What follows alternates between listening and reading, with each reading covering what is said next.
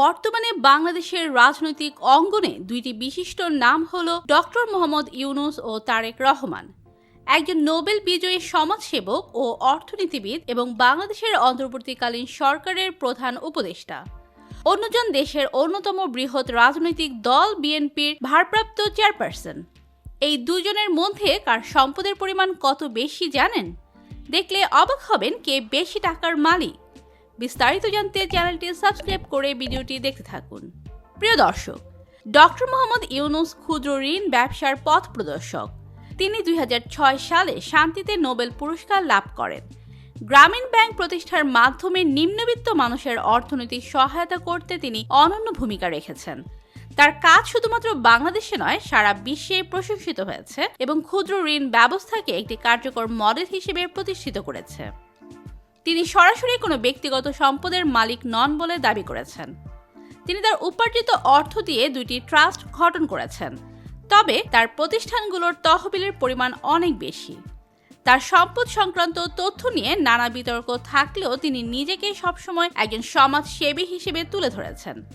আনুমানিক হিসাবে ডক্টর ইউনূসের সাথে সংশ্লিষ্ট প্রতিষ্ঠানগুলোর মোট সম্পদের পরিমাণ প্রায় 30,000 কোটি টাকা হতে পারে। গ্রামীণ টেলিকমের অধীনে রয়েছে দেশের অন্যতম বৃহৎ মোবাইল অপারেটর গ্রামীণ ফোন। গ্রামীণ ফান্ডের তহবিল প্রায় 16 কোটি টাকা এবং গ্রামীণ কল্যাণের তহবিলে রয়েছে উল্লেখযোগ্য পরিমাণ অর্থ, যার মধ্যে 119 কোটি টাকা কর পরিশোধের নির্দেশ দিয়েছে হাইকোর্ট। তাছাড়া তার নেতৃত্বাধীন গ্রামীণ ব্যাংক ও অন্যান্য সামাজিক ব্যবসাগুলোর মাধ্যমে কোটি কোটি মানুষের জীবনযাত্রার মান উন্নত হয়েছে। গ্রামীণ ব্যাংকের আর্থিক ব্যবস্থাপনা নিয়ে বিভিন্ন সময় বিতর্ক উঠেছে। কর পরিশোধ নিয়ে আইনি লড়াই চলছে এবং সরকারের সঙ্গে মতবিরোধের কারণে তাকে বিভিন্ন তদন্তের মুখোমুখি হতে হয়েছে। তবে তার সমর্থকরা মনে করেন যে এটি তার সামাজিক উদ্যোগকে বাধাগ্রস্ত করার একটি প্রচেষ্টা। অন্যদিকে তারেক রহমান বিএনপির সিনিয়র ভাইস চেয়ারম্যান ও সাবেক প্রধানমন্ত্রী খালেদা জিয়ার ছেলে।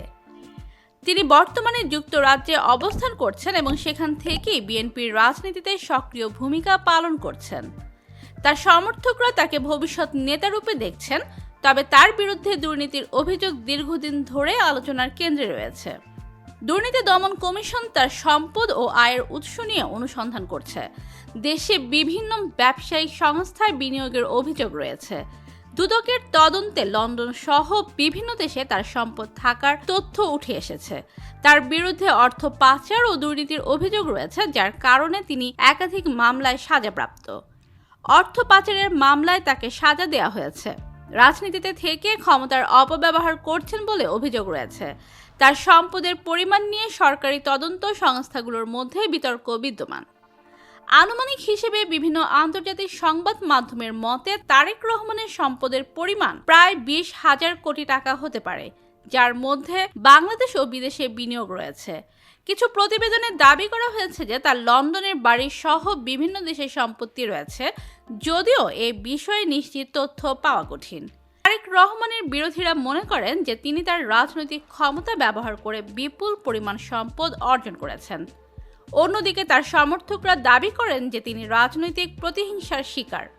2007-2008 সালের সেনা সমর্থিত তত্ত্বাবধায়ক সরকারের সময় তার বিরুদ্ধে ব্যাপক দুর্নীতির অভিযোগ আনা হয়েছিল এবং তিনি তখন দেশ ছেড়ে যান। এরপর থেকে তিনি যুক্তরাজ্যে অবস্থান করছেন। তো প্রিয় দর্শক, ডক্টর মোহাম্মদ ইউনূস ও তারেক রহমান এই দুইজনের মধ্যে আপনি কাকে বেশি পছন্দ করেন? কমেন্ট করে জানিয়ে দিন এবং নতুন নতুন ভিডিও পেতে চ্যানেলটি সাবস্ক্রাইব করুন। ধন্যবাদ।